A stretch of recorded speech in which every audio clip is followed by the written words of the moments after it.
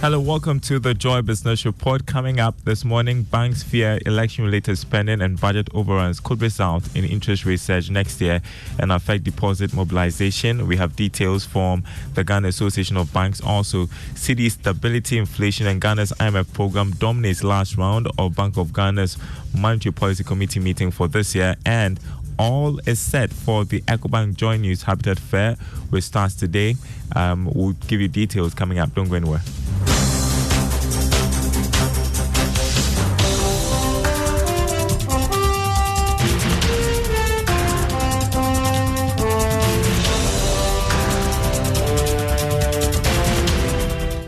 Alrighty, thanks for joining us, everyone. My name is Darryl Kwao. Hello to our friends listening on KTU Radio in Koforidua. First up, banks are worried that interest rates could be going up further next year, whilst deposit mobilization may be impacted badly. These concerns were captured in an internal research document by the Ghana Association of Banks for their members, seen by Joy Business.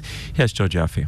The document highlights the impact of the various policy measures outlined in the 2024 budget and how that could affect the banking sector and the operations. The commercial banks were worried that if government goes into next year spending more than what it has budgeted, as well as unplanned expenditure in the area of elections, that would not be good for the banking sector.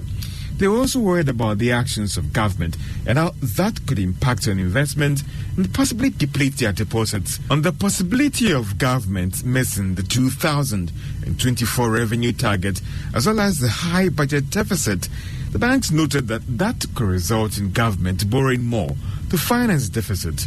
The development could end up crowding out the private sector.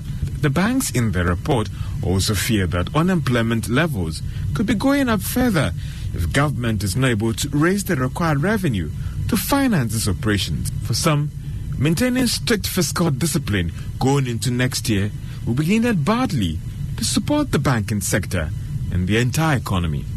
George, I feel with that report now, a firm stabilization of the Ghana cedi, inflation-related pressures, and Ghana's IMF program.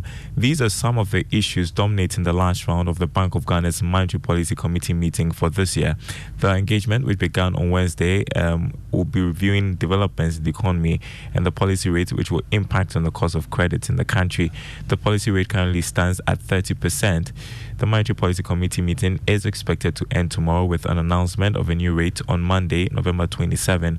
Some financial analysts engaged by Joy Business have made a strong case for the policy rate to be maintained at the current 30%.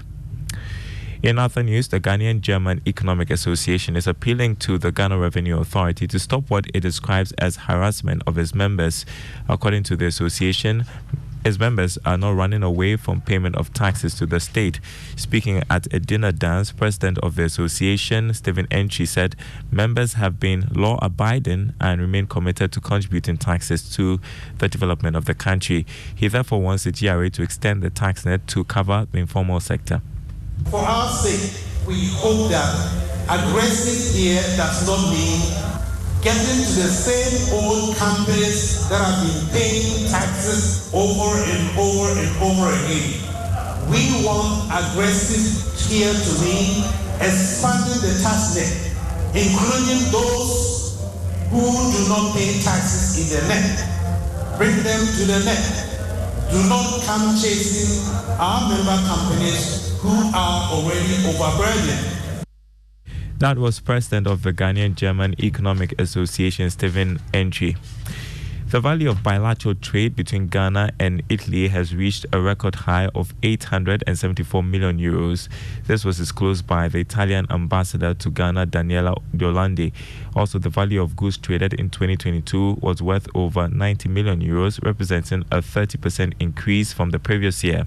As of the second quarter of 2023, over 300 million euros in terms of trade has been realized. Now, speaking at the Agro-Food and Plasprint Park Ghana 2023, which aims to develop the agribusiness value chain and foster trade relationships, Dolandi expressed her commitment to deepen bilateral relations between Ghana and Italy.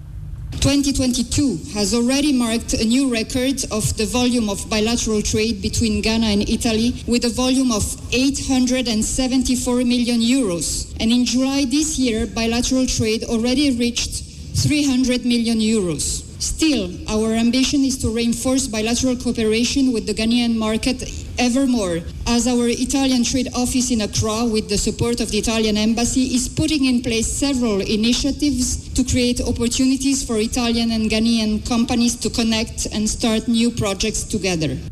Daniela Dolandi, the Italian ambassador to Ghana, now head of department at Gimpa Faculty of Law, Lom Nuku-Alija, has called for more competitive process in the procurement of power solutions in the energy sector. According to him, lack of transparency in procurement will make Ghana's energy transmission drive more expensive. He spoke to Joy Business at the launch of his book titled Ghana Energy Law and Policy, Electricity. The book explores the legal and regulatory framework governing the energy sector with a focus on electricity. How we procure power today, we don't have a competitive process actually for procuring power. So essentially what we've done over the years is for developers to approach with proposals, and different off-takers, mainly ECG, signs on to these agreements, and based on whatever terms are agreed, eventually the cost is passed on to consumers. But if we did have a more competitive process which enabled different solutions to be provided to meet particular needs in the energy sector, I believe we'll have more efficient power plants, we'll have more competitive pricing. And Lom Nuku-Alija is head of department at Gimpa Faculty of Law.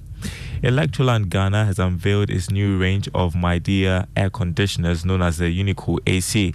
According to sales manager Vincent Azan-Biok, the company will continue to provide good offerings to its customers across the country. You know, Electroland Ghana Limited is known to bring the state-of-the-art technologies to the Ghanaian market. And then we are glad today to announce Unicool is here and is present on the Ghanaian market. And then we are privileged to have it as part of our lineup. The main function of this particular AC that differentiates it from other ACs, that one, you can have one outdoor unit serving 2 indoor units. And then it has the ability for you to regulate the power the AC is actually consuming. So basically, even if you have a generator that it's not very big in terms of the kVA, you are still able to use your air conditioner as well as use other appliances in your house. Vincent Azan-Biok is sales manager for Electroland Ghana. Now, the much anticipated EcoBank Journeys Habitat Fair starts today at the Accra International Conference Center. The program will assemble players in the housing and mortgage sectors at the venue to bring you all the solutions you need before you start building your house.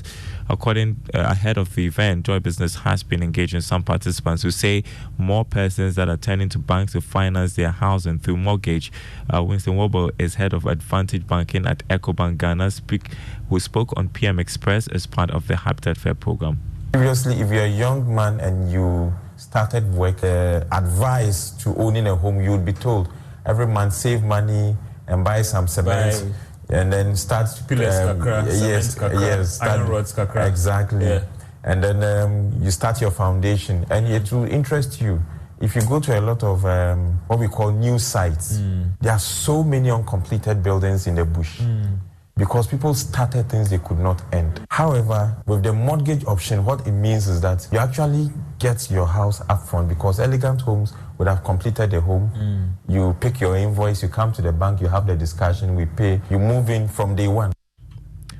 Winston Wobo there is head of Advantage Banking at EcoBank Ghana.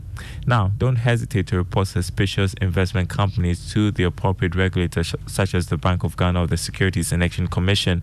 On today's edition of Investor Eye, a senior manager in charge of risk management department at the Securities and Exchange Commission, Zakaria Haruna Baba, tells Joy Business what to do after one falls victim to a fraudulent investment scheme.